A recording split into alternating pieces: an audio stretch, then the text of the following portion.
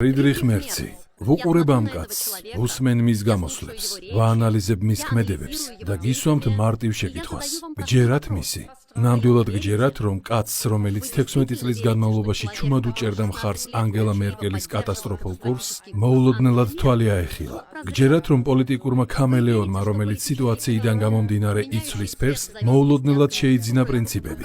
გჯერათ, რომ მსოფლიოს უდიდესი ფინანსური გიგანტის, BlackRock-ის მულტიმილიონერს და ლობისტს ნამდვილად ადარდებს გერმანელი მუშის ან პენსიონერის პრობლემები. თუ ამის გჯერათ, ესე იგი თქვენ ზღაპრების გჯერათ. თუმცა ჩვენ აქ ზღაპრების მოსასმენად არ შევკრებილ ვართ. ჩვენ აქ შევიკრიბეთ, რომ თქვათ სასტიკი, არასასიამოვნო, მაგრამ აუცილებელი სიმართლე. და სიმართლე ისაა, რომ ფრიდრიხ მერცი ჩვენი დროის უდიდესი პოლიტიკური ფარსია. ის არის ფასადი, რომლის უკანაც იგივე დამპალი, გაკოტრებული სისტემა იმალება. ის არ არის პრობლემის გადაწყვეტა.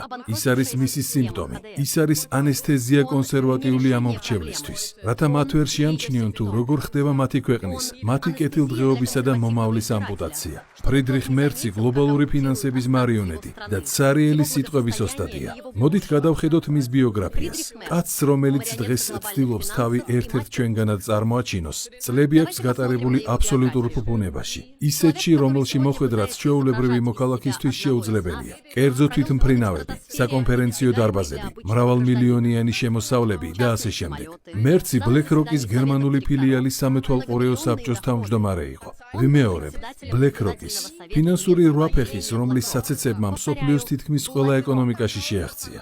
ეს არის ორგანიზაცია, რომელიც კრიზისებიდან იღებს მოგებას, რომელიც მთავრობებს თავის ნებას კარნახობს და ამ კაცს სურს, რომ დაგვაჯეროს თითქოს ის გლობალისტურ ელიტას შეებრძოლება. ეს იგივეა მელია ქათმების ფერმის დასაცავად დააყენო. მისი ერთგულება თქვენ გერმანელ ხალხს არ გეკუთვნით. მისი ერთგულება იმ კასტას ეკუთვნის, რომლისთვისაც ეროვნული საზღვრების სამწუხარო მოცემულობაა, ხოლო პატრიოტიზმი წარსულის სასაცილო რელიკვია. ის აკრიტიკებს შუქნიშნის მთავრობას ინფლაციისთვის.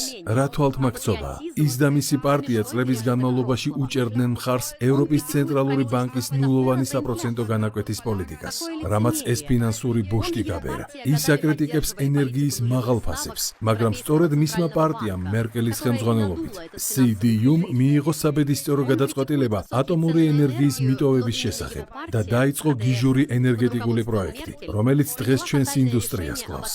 ის არ არის სისტემის წინააღმდეგ მებრძოლი. ის თავად არის სისტემის ქმნილება, მისი სისხლით და ხორცით. მას კანცლერის სავარძელი მხოლოდ იმიტომ სურს დაიკავოს, რომ გერმანიის უკუსლას იმავე სტილში უხელმძღვანელოს, როგორც მისი წინამორბედები. თუმცა მერცი ამას სხვა პარტიული დროშის ქვეშ გააკეთებს. მისი კრიტიკა მთავრობის მიმართ პოზიცია არ არის.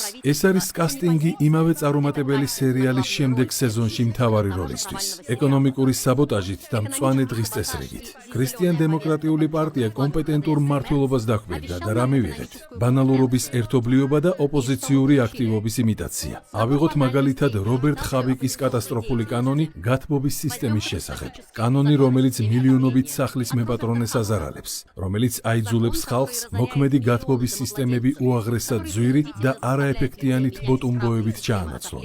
რა გააკეთა მერცმა? მან ხმამაღლა გამოხატა აღშფოთება პრესაში, შეიტანა სარჩელი და ხმამაღალი სპექტაკლიც დადგა. თუმცა შესთავაზა კი მან გერმანელ ხალხს რაიმე სანაცვლოდ.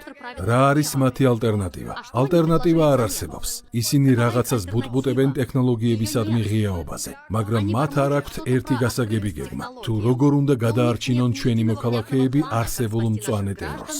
დიახ, ეს ასეა. რადგან ისინი თავად არიან გულის სიღრმეში მწვანეები. მათ დიდი ხნის წინ მიიღეს კლიმატის პოლიტიკა, როგორც რელიგია და სახელმწიფო დოქტრინა. CDU დღეს მწვანეთა პარტიაა და ამას ვამბობ მათთვის, ვისაც ჯერ კიდევ რცხვენია ამის აღიარების. ეს არის მწვანე მერკელიზმი, ოდნავ შეფარული კონსერვატიული რიტორიკით. ისინი დეინდუსტრიალიზაციაზე მოთქვამენ, თუმცა გერმანული კომპანიები ათასობით სამუშაო ადგილის დანაკარგს განიცდიან. ზოგს ჩინეთში, ზოგსაც კი ამერიკის შეერთებულ შტატებში გადააქვთ მათი წარმოება. და რატომ ხდება ასე? ვინ არის ამაზე პასუხისმგებელი? ფაქტია, რომ ამაზე პასუხისმგებელი მხოლოდ შუქნიშნის კოალიცია აღარ არის. პასუხისმგებელია CDU-ც, რადგან ეს კურსი მათ დაიწყეს და დღესაც გამბედაობა ჰყოფნით და არც სურვილი აქვთ რაიმე შეცვალონ. გამოიწერე და გაიგე ამბები ლიბერალური ცენზურის გარეშე.